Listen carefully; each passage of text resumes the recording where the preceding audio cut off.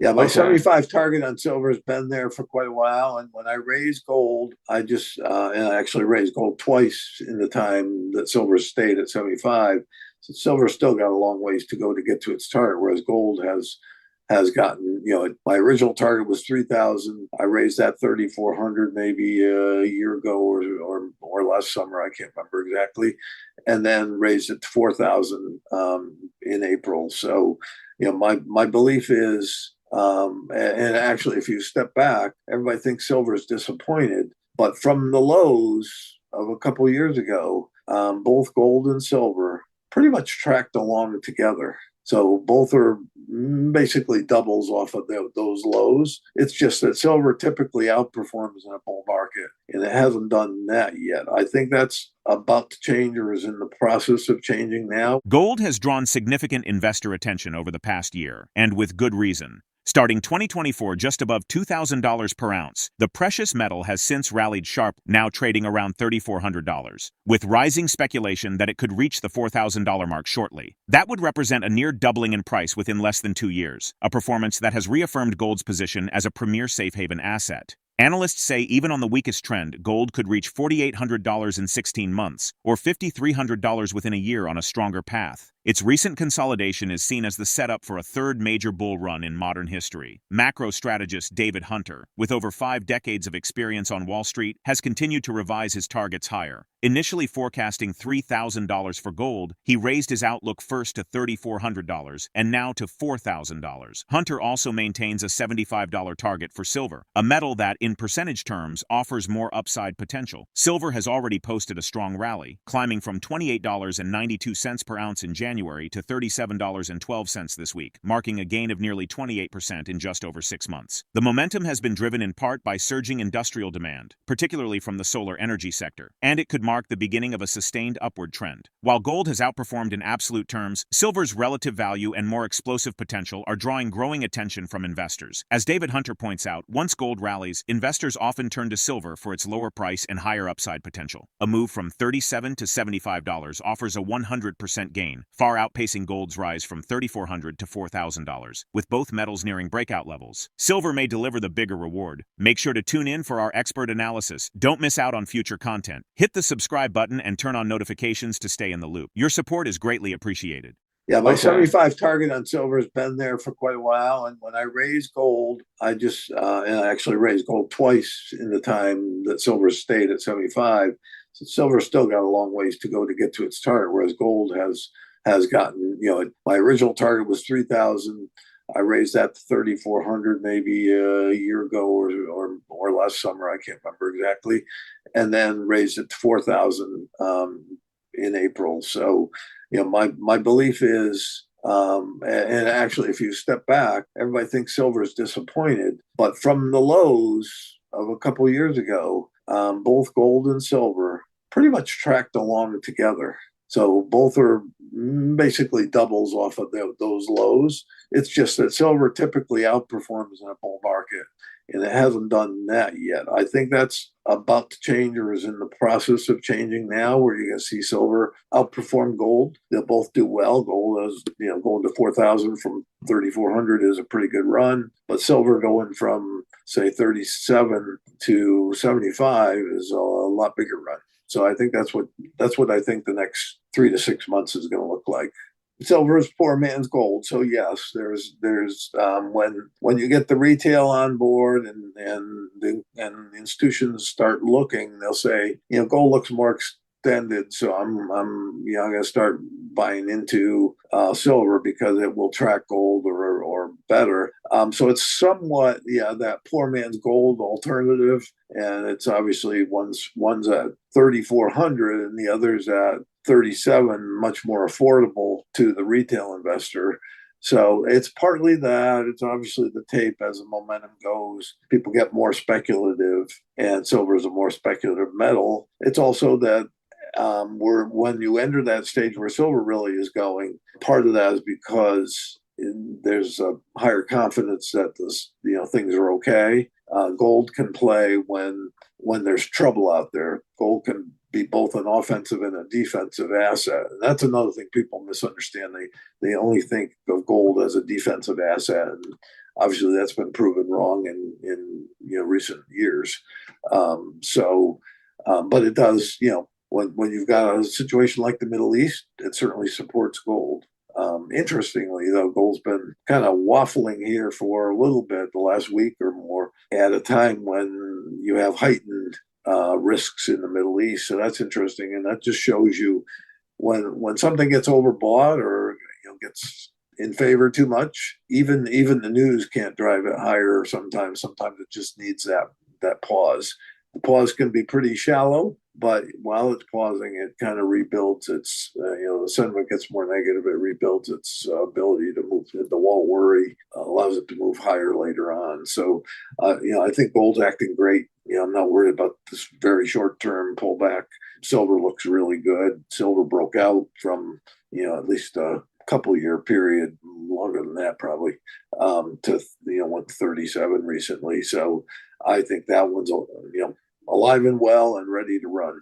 I think we used to call it Goldilocks, or it's been called in the past the Goldilocks scenario, where you have a soft landing. So in investors' mind, even though I think we're headed for a hard landing, in investors' minds, the data will support a view of a soft landing for probably several more months, at least a few more months. And that will help bring rates down because it's soft. The economy is soft. That will help bring inflation down. I know that the Fed's very worried that tariffs are going to push inflation up, et cetera. I don't think you're going to see much of an uptick in inflation. And when you look through the numbers, I think you'll see plenty of reasons, particularly in the housing area, to continue to say it looks like inflation's trending towards their target. So you'll have that, and the companies have continued to show resilience in terms of managing their earnings.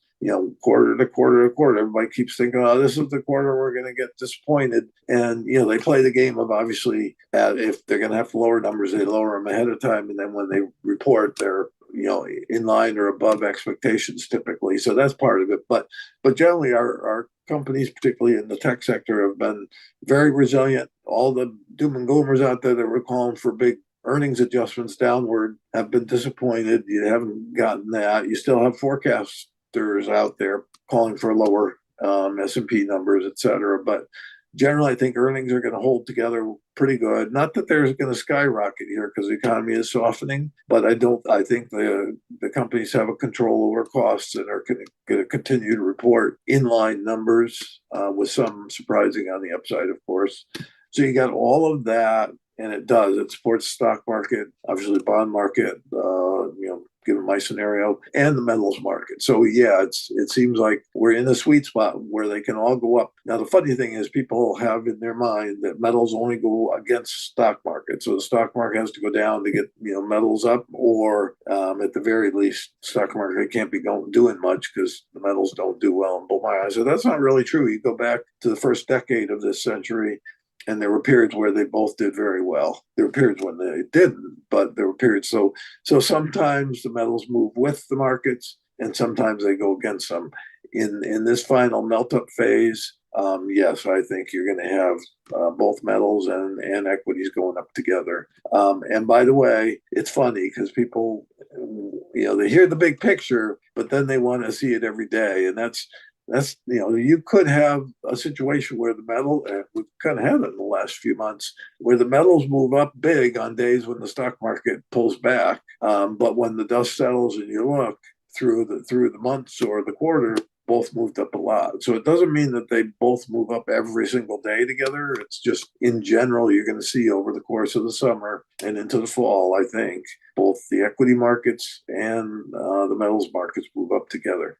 With gold prices expected to rise further due to persistent demand-supply imbalances, several mining companies stand to benefit. Firms such as Newmont Mining, Franco-Nevada Corporation, Kinross Gold, Eldorado Gold, and New Gold are particularly well-positioned. Their strong balance sheets, ongoing efforts to reduce operational costs, and clear growth strategies offer them a solid platform to capitalize on the bullish gold environment. DavidHunter, a seasoned macro strategist, sees substantial upside potential in mining equities, especially those tied to gold and silver. With gold consolidating near record highs and silver showing signs of breaking out, many miners are only now emerging from prolonged base formations. This technical setup suggests the early stages of a significant upward move, particularly if gold heads toward $4,000 and silver accelerates towards $75 per ounce. The silver market is also gaining long-term momentum from industrial demand, especially as clean energy initiatives continue to expand globally. Analysts expect silver prices to remain resilient, supported by policy-driven growth in solar and green technologies. This makes select silver miners attractive for investors seeking exposure to both precious metals and industrial trends. As inflation pressures, interest rate decisions, and geopolitical dynamics continue to shape global markets, staying informed on macroeconomic trends will be critical. For investors, this environment presents a compelling case for exposure to quality mining stocks, with both gold and silver offering strong tailwinds ahead.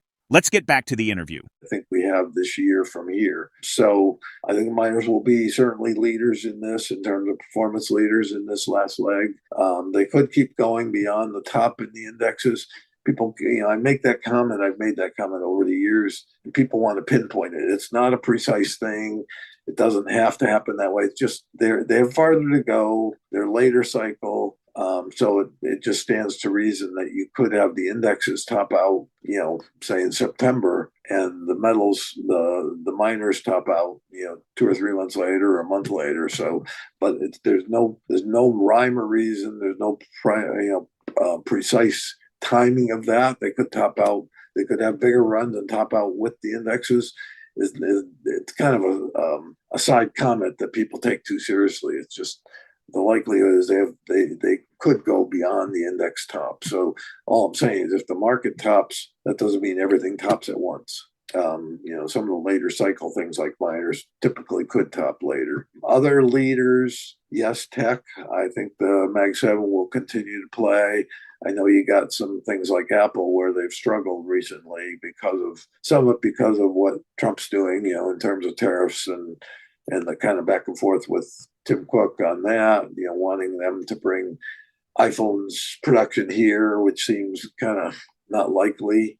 They're moving from China to India, which I think is a good move. But when you think about it, even Apple, if ultimately he slaps a 25% tariff on imported iPhones, it's such a premier product that I think it's not going to hit Apple's sales in a big way.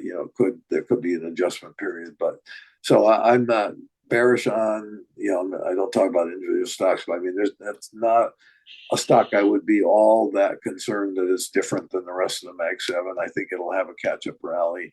And basically, across the board, semiconductors in the tech area, I think, will be leaders. You're going to see SMH, I have a target of 400. It's at 260-ish. So that shows you there's quite a bit more to go. And I think my 400 could prove conservative. And then beyond that, the financials, I think, in spite of all the concerns out there about, and even for me, saying the economy's slowing and all of that, the financials look good. I think the banks will do well, the brokers will do very well. And so those are another area. I think industrials are at new highs. The indexes are still a couple percent below their all-time highs.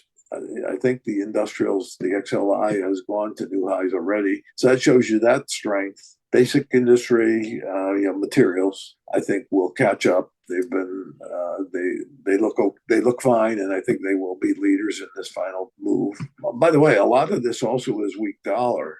That's going to be another impetus. Is weak dollar will help resource companies, will help gold and silver, et cetera, at least in U.S. dollar terms. And then even consumer, as much as I think the consumer is starting to get tired and, has a lot thrown at it that's going to start hitting it, even the consumer, I think, as you mentioned before, as rates come down, that will probably stimulate some consumer buying in areas. So even the consumer, I think, will be a big participant in consumer stocks in this final leg. The areas that lag will typically be things like utilities. Doesn't mean they won't go up; they'll just not perform as well as the market. Consumer staples, food, healthcare, certainly getting hit because of some of the policies the new administration is putting in. And I think rightfully so. They're getting hit. And energy, which has come alive because of the Middle East conflict, I don't think that has legs. I think that will not go very far. Now, that's assuming things play out as, at least as I think they will, that Israel has the upper hand and Iran's going to have to, at some point, capitulate. Whether we go in and bomb them, which I think is a real possibility, bomb their nuclear facilities that are deep in the ground, or whether they just kind of negotiate, something that basically takes their nuclear capabilities off the table. One way or the other, I think that's the likely outcome. And in that case, I think energy goes back down, could go back down towards the lows of this year, down towards 55. If the conflict stretches out, all bets are off. It could go higher. But my guess is energy is going to be one of the laggards, energy stocks. Because I don't want to ever say that war couldn't be bad, and that it couldn't turn into something much more prolonged and drag us all into a world war. I mean, those are all possibilities that I can't predict, but I can say I think they're low probabilities, and this is a probability business. So I don't consider them a serious challenge to my forecast at this point. Things could change. What some people don't understand, Keynes, to paraphrase John Maynard Keynes years ago, back in the 30s, when he was challenged about a forecast or something. What's unfolding in the precious metals arena is more than just a price rally. It's a broader shift in market psychology. The steady climb in both gold and silver prices, paired with renewed investor enthusiasm for mining equities, signals a potential turning point for the entire sector. While short-term fluctuations remain inevitable, the technical base formations, industrial tailwinds, and growing macroeconomic anxieties are aligning in a way that hasn't been seen in over a decade. With clean energy demand acting as a catalyst and miners beginning to emerge from a long period of dormancy, the stage may be set for a multi-year renaissance in resource investing. Could this be the early phase of a new commodity supercycle, where both gold and silver serve not just as hedges, but as high-growth vehicles? Share your perspective in the comment section. If the video resonates with you, join our community by subscribing to our channel and enabling notifications with the bell icon. Thank you for being a part of our community.